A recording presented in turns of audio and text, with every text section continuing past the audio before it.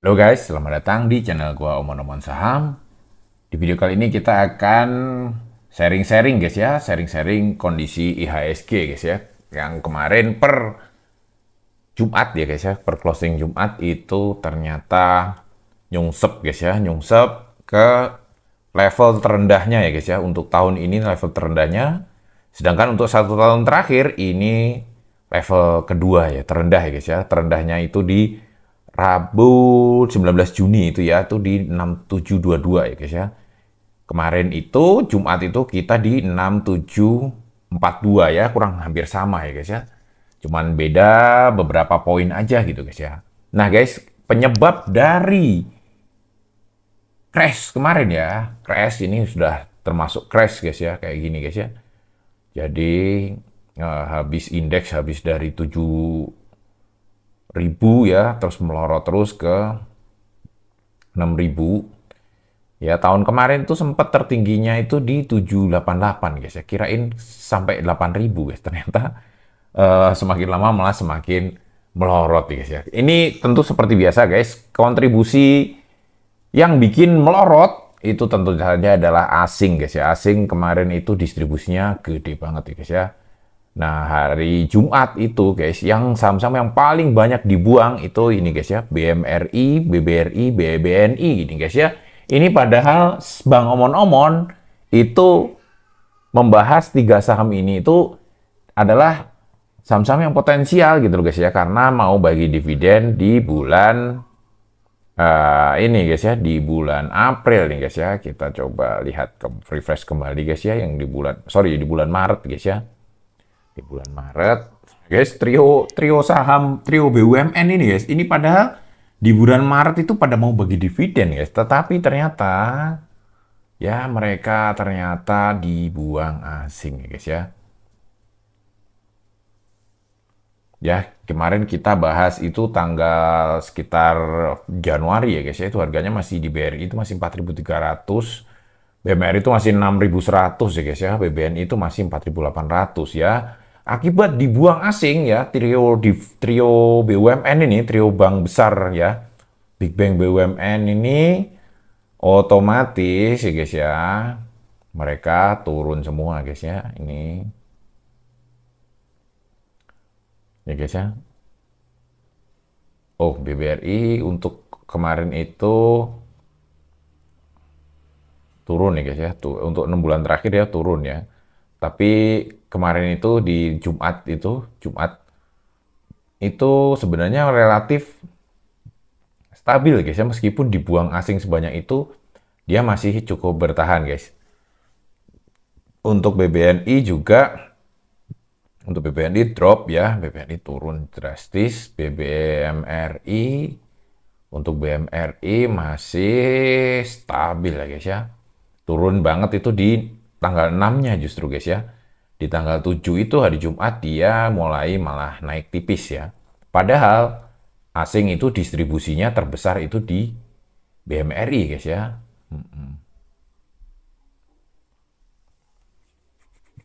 Tetapi masih menunjukkan perbaikan gitu guys ya. Karena retail lokal ya itu banyak yang nampung ya guys ya.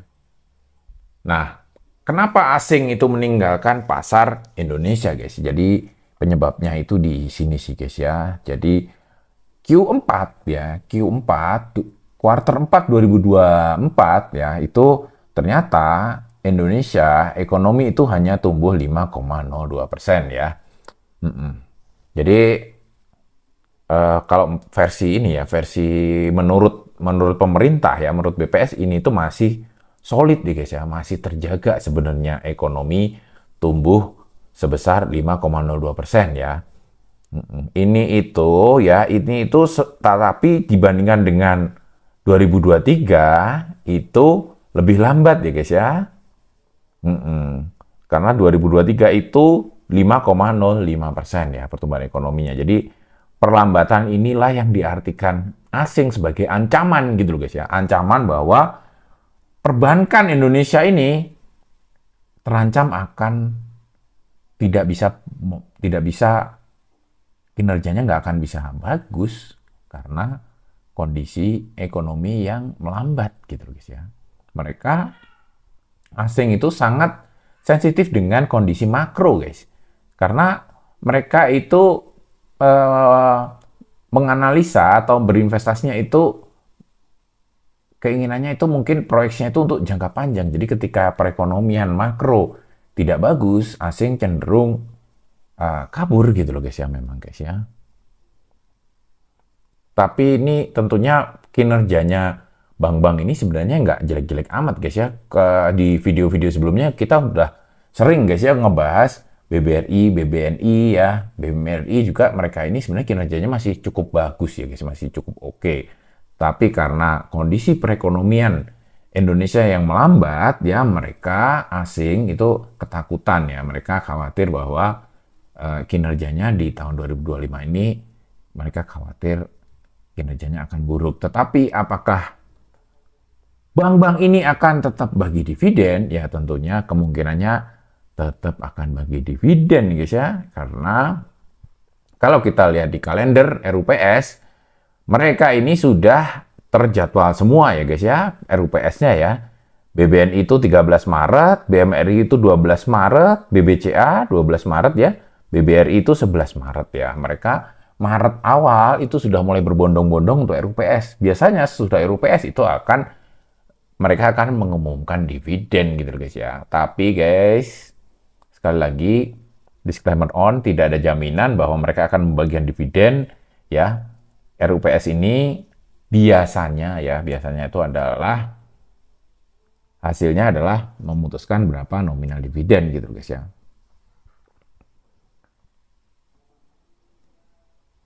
Nah, oke guys, jadi sebenarnya bank-bank ini sudah mulai bersiap bagi dividen guys ya. Nanti kemungkinan mungkin mereka asing akan mulai balik lagi setelah pengumuman pembagian dividen gitu guys ya. Oke, jadi perekonomian Indonesia ini mungkin gua pengen ngobrol sedikit nih guys ya mengenai perekonomian Indonesia ini guys ya. Jadi guys, perekonomian Indonesia itu guys tumbuh cuma 5,03% ya. Itu total GDP kita itu 22.000 triliun guys ya. 22.000 triliun itu kontributor terbesarnya ya itu adalah di ini guys ya. Konsumsi rumah tangga ya guys ya. Indonesia itu memang kontribusi terbesarnya itu di rumah tangga guys.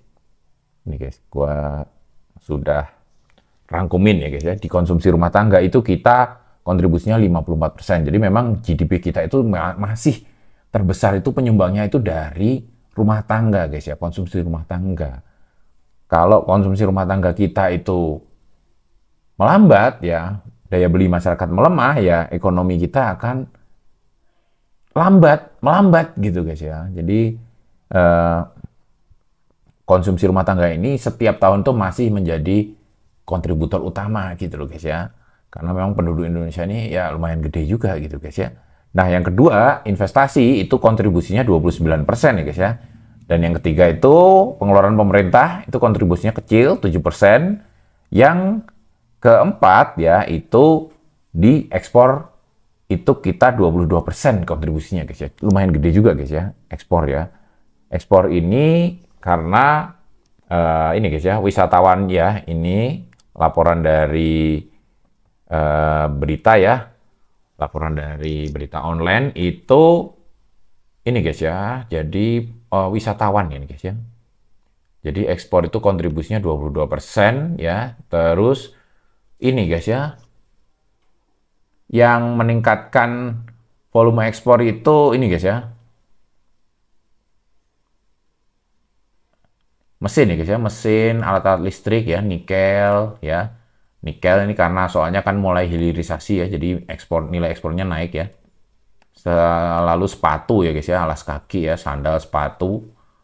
Terus guys, ini guys ya, peningkatan ekspor itu sama kunjungan wisatawan nih guys ya. Jadi Indonesia itu wisatawan mulai rame lagi guys ya, 2024 kemarin. Itu menyebabkan ekspor kita surplus nih guys ya. Nah ini guys ya, surplus. Jadi neraca perdagangan kita itu selama 55 bulan ya berturut-turut itu surplus terus guys ya. Memang gini guys, kalau suatu negara itu semakin makmur, teori ekonominya guys, negara itu kalau pengen negara itu makmur, kita tuh harus lebih banyak ekspor guys ya, dibandingkan dengan impornya gitu guys ya. Jadi lebih banyak ekspor, semakin banyak ekspor ya, semakin tinggi kontribusi ekspor terhadap GDP kita, maka sebenarnya negara itu semakin maju gitu guys ya. Sementara ini Indonesia ini kontribusi tertingginya masih dari sektor konsumsi guys ya. Jadi kalian itu belanja ya itu secara akumulatif dihitung ya seluruhnya, kalian wisata, kalian jalan-jalan ya, kalian makan-makan di resto-resto, itu secara akumulatif itulah yang menjadi konsumsi rumah tangga itu di situ guys ya. Nah ini untuk saat ini kontribusinya tuh gede banget ya di Indonesia guys. Nah sebenarnya harusnya pemerintah dan pemerintah itu harusnya mulai menerapkan stimulus-stimulus gitu loh guys ya, stimulus-stimulus supaya ekspor ini jauh lebih tinggi gitu guys ya. Jadi ketika ekspor ini jauh lebih tinggi, otomatis ya kesejahteraan perekonomian kita akan lebih baik gitu guys ya. Perekonomian kita akan lebih baik ya, dan kita tentunya masyarakat yang ada di negara yang perekonomiannya tumbuh lebih baik itu tentunya akan lebih makmur orang-orangnya gitu guys ya. Dan asing pun tentunya akan lebih ini gitu guys ya, lebih ramai lagi gitu guys ya, maksudnya balik ke bursa kita gitu loh guys ya. Seperti itu ya.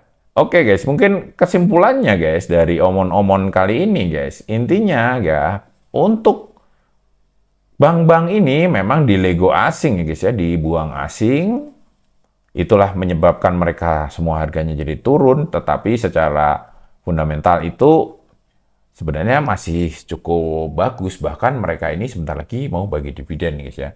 Jadi menurut gua sih kalau misalnya kalian pada beli di harga yang atas kemarin ya, tidak ada masalah sama sekali. Tentunya kita tinggal menunggu aja nanti hasil informasi hasil RUPS-nya ini seperti apa guys ya. Mudah-mudahan sih dividen yang dibagikan sesuai dengan prediksi-prediksi Bang Omon-Omon kemarin ya guys ya. Kemarin itu lumayan-lumayan ya. BBRI sekian persen ya. Oke, gua tuh. Nah ini guys ya, kemarin kita proyeksikan itu BMRI di 6% ya guys ya. Kalau harganya sekarang berapa tadi ya? 5.100 ya kalau nggak salah ya. 5.150 ya, tentunya potensinya lebih gede lagi ya.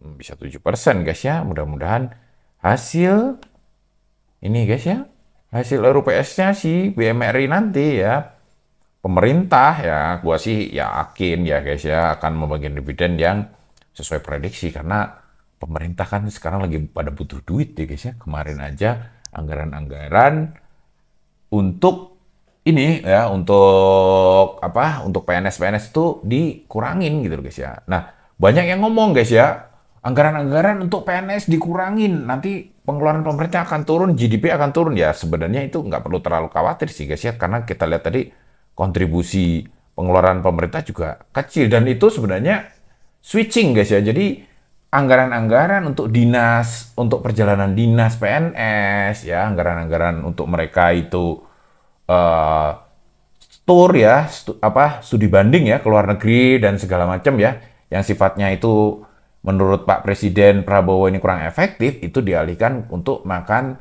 bergizi gratis ya. Kalau gua sih sebenarnya lebih setuju yang seperti itu guys ya, daripada uang pajak kita itu dipakai untuk jalan-jalan ke luar negeri atau studi banding nggak jelas yang hasilnya itu belum tentu menggerakkan perekonomian. Ya mendingan kita subsidinya apa, budget atau anggaran untuk hal-hal seperti itu dialihkan aja untuk makan bergizi gratis. Ujung-ujungnya tetap government expenditure-nya akan sama aja, karena uang itu akan dibelanjakan untuk memberi makan anak-anak kita gitu loh guys ya. Dan itu pun juga kontribusinya di GDP itu kecil guys, tidak terlalu signifikan gitu loh guys ya. Oke, jadi BBNI ya kemarin kita proyeksikan di 331 ya, itu di harga 48 tuh 6-7%, ya sekarang BBNI itu aja 4270 ya guys ya. Proyeksinya harusnya harusnya jadi gede nih guys ya. Wah, jadi 7,7% nih untuk perbankan dividen segini nih menarik sekali nih guys ya. BBRI guys, kemarin proyeksinya itu final di 258 ya guys ya. Harganya harga kemarin itu 3850 ya. Sekarang itu 10% nih. Harga sekarang ini udah agak mendingan ya BBRI di 4030 ya. 4030 ya masih oke lah, masih tertinggi ya dia yieldnya itu 9,7%. 9,7% itu maksudnya sama yang interim guys ya, bukan sama final doang ya. Kalau final doang berarti ya 6%, lumayan lah guys ya. Kemarin kita kan sudah dapat 135, masih mau dapat lagi 258, ya masih lumayan lah. Ini intinya bank-bank ini nggak ada masalah sama sekali guys ya. Dalam jangka panjang juga nanti mereka pasti akan bangkit lagi guys ya. Ini karena sentimen ekonomi Indonesia yang melambat, ya tentunya mereka di lego sama asing guys. Padahal bentar lagi mau pada bagi dividen ya. Tentunya kalian bisa mengambil kesimpulan sendiri dan bisa melakukan analisa lebih lanjut gitu loh guys ya. Apa yang harus kita lakukan gitu guys ya dengan kondisi bursa yang seperti ini ya guys ya. Tapi perusahaan-perusahaan yang kita pegang ternyata masih cukup potensial gitu loh guys ya. Oke, mungkin kayak gitu dulu guys ya omongan kali ini. Sampai jumpa lagi di video-video selanjutnya. Wassalam.